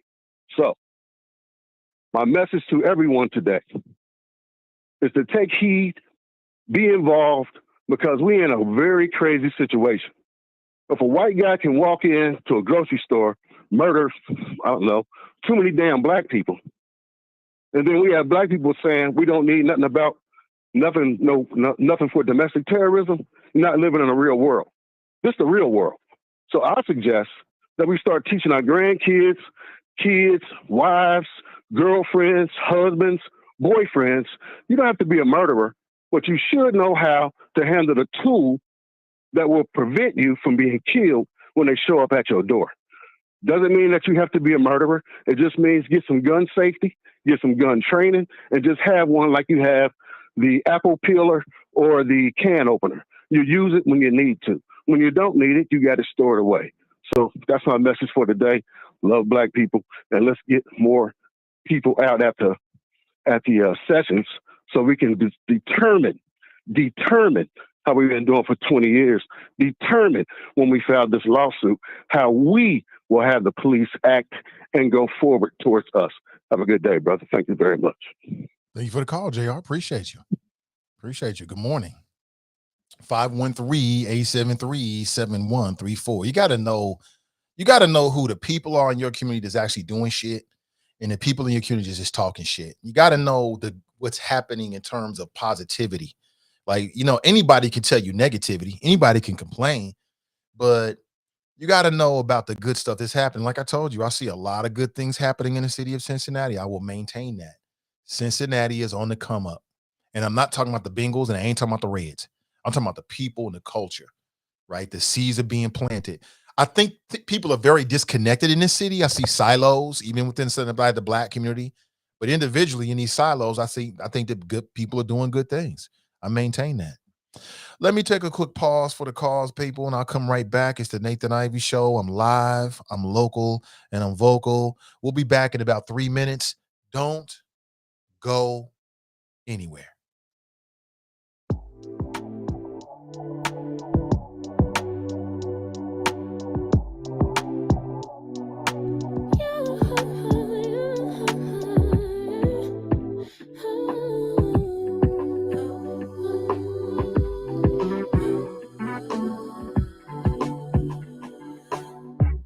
Just pulled up to the house, don't feel like getting out. I'ma just lay back and crack this window. I've been doing my best, taking a moment to rest, feeling stressed out. Give it a good, I put that on guard when it gets hard. I stay on my job like no days off, so you can go home with that mentality. Jump on jealousy, my bad. Get away from me, 'cause I've been working all day. Can a nigga catch a break? Give a pretty brown girl her space. You can keep your bitter, I'ma make a better way. Hey, hey, already got the world on me. Give a pretty brown girl her space. You can keep your bitter, I'ma make a better way. Hey, hey, better way. Oh, way. Mom and dad's only daughter, do I make you proud? Writing my life in lyrics, do you like the sound? Seeking approval constantly.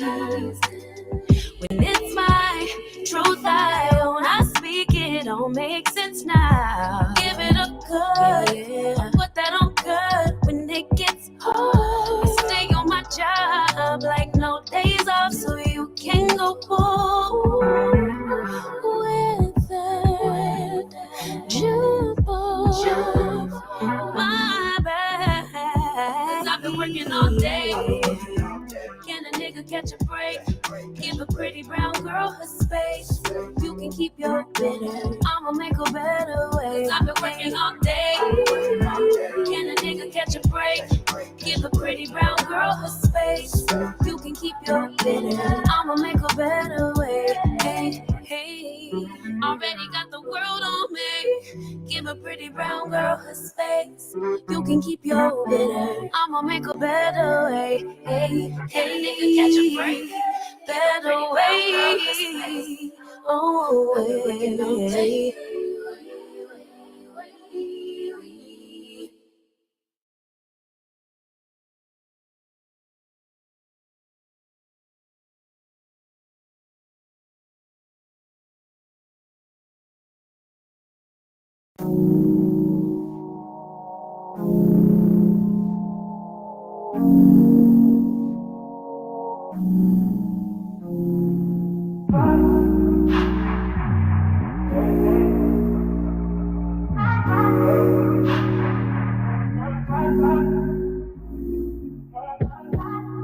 Told you so extra, but I know I'm the same.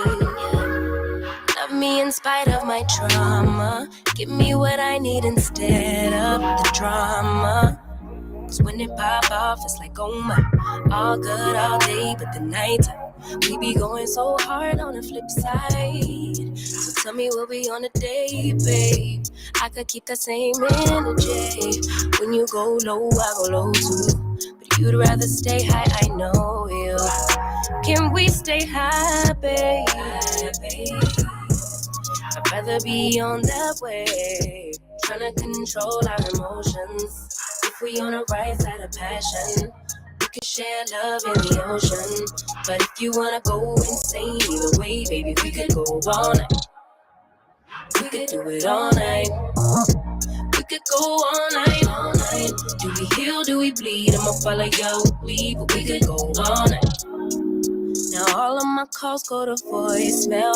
I block you. All right, so good morning, I don't everybody. Welcome back. voicemail. Nathan Ivey with you. Good morning, good morning, good morning. Don't forget Home Ownership Fair this Saturday between from 11 a.m. to 1 p.m. That'll be at the Coreyville Community Center. That's at 2823 Eden Avenue, Cincinnati, Ohio 45219. This is a free event sponsored by the folks over the Greater Cincinnati Realtors Association. It's a home ownership fair. Also, if you're looking for a new spot to eat, don't forget Wing Champ, undisputed champion of all wings. They got a really dope menu. I'm sure you'll find something that you will enjoy. This is Black owned. You can call ahead and place a pickup or delivery order. They're out in beautiful Sharonville, Ohio. Check them out. Good morning to you.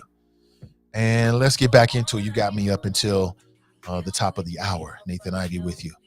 Let me throw my number out on the screen again. We'll see what happens. All good calls today. Again, you know, we can always agree, disagree. You don't ever feel like you gotta chime in and think what I'm saying and say what I'm saying. That's unnecessary. Are we paying attention to the Ohio Senate race? You got the Trump candidate, J.D. Vance. He will be the Republican candidate going up against Tim Ryan, who is the Democrat candidate. And have you been paying attention to this? I just want to bring this up today. I'll talk more about their politics and break it down as we get closer to the election. But it makes me wonder sometimes if all the cynicism about what's possible is driving people to stay away from certain races. There was a virtual poll. There was a poll that was conducted and released within the last 24 hours. And it says that the Ohio Senate race between J.D. Vance and Tim Ryan is a virtual deadlock. The USA Today Network Ohio Suffolk University survey found that J.D. Vance leads Tim Ryan by just 2 percentage points among likely Ohio voters. And knowing this audience the way I do, this is an audience of likely Ohio voters. I'm not sure if you're clicked into this, but you should be, because it matters. I mean, what we found is that the U.S. Senate, that's where things are dying. That's what we're finding out. And Cindy writes, gas is $4.79. Wait, this may go against community standards. We shall see. TNT writes, exactly, saying the word domestic terrorist is too strong with super whack. Police are not untouchable. We should not have to tiptoe around accountability. But you can see the comments on the stream there. J.D. Vance received the support of 41.6% of voters' questions compared to Ryan's 39.4%. And this could be, again, if you're somebody that supports the Biden administration, if you think there's been some good ideas that just can't get through the Senate, the Ohio Senate race could be the difference maker. Now, it also depends on what happens in Senate races in other states, obviously. But right now, that's a red seat. That's a red seat. And I don't know. I know Tim Ryan was here in the city. I know he spoke with some folks that's connected with the Black community here in the city of Cincinnati. I believe he had a meeting with the NAACP and others. And we have to wait and see. We have to wait and see exactly, who is willing to come to us. And when they come to us, what do they come to us with? But it just seems like what's happening in the state side, like Ohio's a red state. We know that. Trump has sway in Ohio. We know that. That's the way things are. That's the way things have been over the last 2 election cycles. But it doesn't mean that's the way it has to continue to be. Change is the only constant. And again, I'll talk more about the particular politics, and then we can figure out whether these 2 gentlemen and their politics jives for what we want and what we think is best for our homes, our communities, our cities, our counties. We'll have to wait and see. Good morning to you. 513-873-7134. If you would like to share your thoughts this morning, I am here to receive it. And Nakia writes, it can be blue. Yeah, 10, 15, 20 years. Yeah, it takes some work, but it can be. Most certainly. And it's not really even just about, well, on some levels about the Black community in terms of turnout, but, you got the rural white folks in Ohio. You got to present something to them that makes sense. But we shall see something that turns them on. It makes them want to come out and vote. But we shall see. Hold on. Let me check my messages here because I was getting a message. Got a special guest coming in tomorrow. What is this?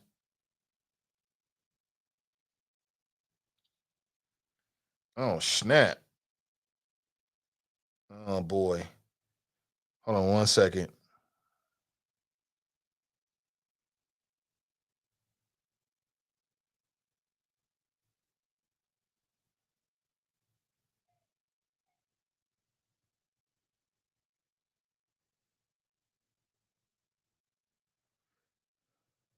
Okay, great. Oh, yeah. Let me see if I get a promo before we leave, then I'll share it.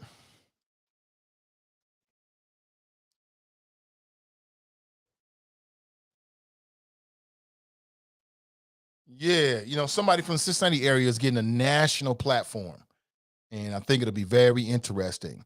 And we actually talked with this individual going back a couple months ago, and I just got the message this morning saying that everybody's going to find out tomorrow. So hopefully we can get.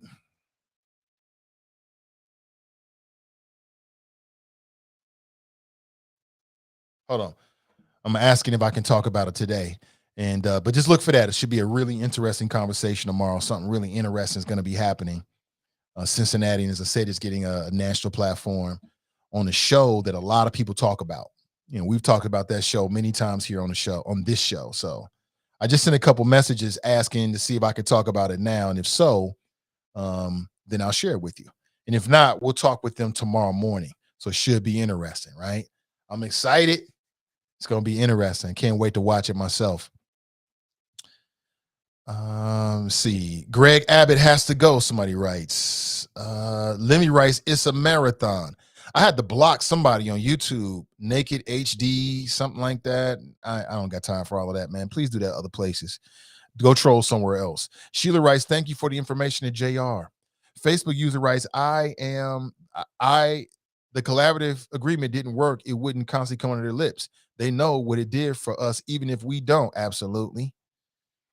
Angela writes, I think with the more retirees upcoming, the more upcoming training recruitment classes need to be scrutinized. Exactly. I mean, listen, it's just a question. You don't like it, then don't answer it. But the fact that they're already working on it says something about it. I think it's legitimate. And in these days and times, with all of these white supremacists and domestic terrorism running amok, you got mofos that want to kidnap the governor of Michigan and put her on trial. These same, people with the same mentality were trying and conspired to kidnap the governor of Ohio. Okay, great. So I can't really share with you tomorrow, but we got Kevin Aldridge coming on tomorrow. He's the opinion editor with the Cincinnati Enquirer. He wrote a piece that has gotten national attention, and he's going to get national attention and recognition for that piece and some of the elements in that piece. We talked all about it, but I can't tell you too much about it until later this afternoon. So check out my social media spaces, because when I get the thumbs up, then I'll share it with you. But he's scheduled to be my guest tomorrow morning to talk all about it. So it should be really interesting. Believe me, you don't want to miss it. Nat writes, I heard Drip has a crush on Margie Taylor Greene, shaking my damn head. Drop is mad at me now. He's mad at me because I came hard on him, and I guess he thinks I'm trying to replace Glenn, or I don't know what's up with Drop. But I know he's mad at me. I could tell. And I didn't mean to hurt his feelings, but he was on some dumb shit. And I just wasn't in the mood for it that day. I think it was the day after them people got killed. I wasn't in the mood for no stupid shit. I wasn't in the mood for it. So he's mad at me, and he's going to try to hurt me by not calling in, even though it doesn't hurt me at all. Not even a little bit, but do you, brother? But I already know how this goes. That's okay. Sometimes when you're the big brother and you put the smack down on your little brothers, they're going to be in their feelings. They don't want to talk to you for a little while. I get it. I still go through that with my brothers and sisters. Me and my sister just start talking again. She was mad at me for a little while. I'm okay with it. It comes with the territory, but I'm always going to tell you the truth, and I'm always going to be me. It is what it is. So hopefully we'll hear from my brother one day in the near future. I wish him the best in everything he's doing. Sheila writes, it's just a feeling. It will go away, right? It'll go away, Drop. That's our brother, no matter what. And I think he's in his feelings about Glenn too, because Glenn was his nemesis. They was brothers, but they went back and forth on an intellectual, rhetorical level. So I fully understand that Drop is in his feelings. And it's kind of like you a supervillain, but you ain't got a superhero to go against you. I get it 100%. So do whatever you got to do, bro. But just know, Big Brother Nate always got love for you. Always, no matter what. And I'm always going to tell you the truth. That's for damn sure. And when you on dumb shit, I'm going to tell you. Nah, I don't want to keep him away. No. I definitely want to do that. Nakia writes, you're the mom of your family, Nate. No homo. Shit, I guess it's the oldest. Yeah, I understand what you're saying. People say no homo. I'm not. My sexuality is firmly intact. I can weep, love, and embrace my brothers and other men. It don't have nothing to do with my sexuality at all. So I get what you're saying, Nakia, but it's unnecessary with me. I don't have no problem showing love to my fellow man whatsoever. None. I don't have no problem being soft and being sincere with another man if I feel that way. It has nothing to do with my sexuality whatsoever. You know what I'm saying? But I get it. Graston writes, World Cup to Cincinnati equal 10 million. That's worth it. 10 million for who? 10 million for who exactly? You know, for the people that's set up to catch that kind of money. I'm not set up to catch that kind of money. But looking at the time, my family, I got to make a move. I really appreciate you. Have an excellent Wednesday. I plan to be with you bright and early tomorrow morning. Kevin Aldridge will be my guest tomorrow morning, and we'll have something interesting to talk about. Believe me, you don't want to miss it. Have an excellent rest of your day, family. And remember our motto. Let's say it together. Winners focus on winning, and losers focus on winners. So stay focused and stay winning, and we'll talk real soon. Until next time, I'm Nate Ivey, and I'm out.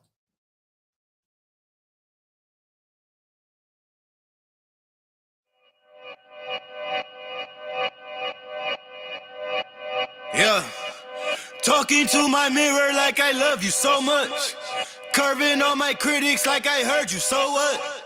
You can't kill my confidence, I think I'm the man. Tally all the I ever gave on my head. Lately I've been living like I can't take a loss. They ain't wanna help me, that's what made me a boss.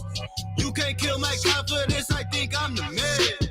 We don't give a that's what they don't understand. I'm back again like flu season. I broke records while loose leafing. I'm coming down my roof, leaving. Don't give a I don't care. Did the for my lonesome. No wonder now I'm on one. No shortcuts on that long run. All I really want is my share. Get on my God, on my totem is nothing. In the discussion, all them feelings I throw all my pain on percussion. The disgusting. I hear them bragging about that they did, and it do not move me, not in the least. They ain't been dropping no seeds in the soil, but swear that you almost spotted the feast. I've been on go mode, show mode, showboat, rowboat, wave ride, cool shorty, too naughty, pool.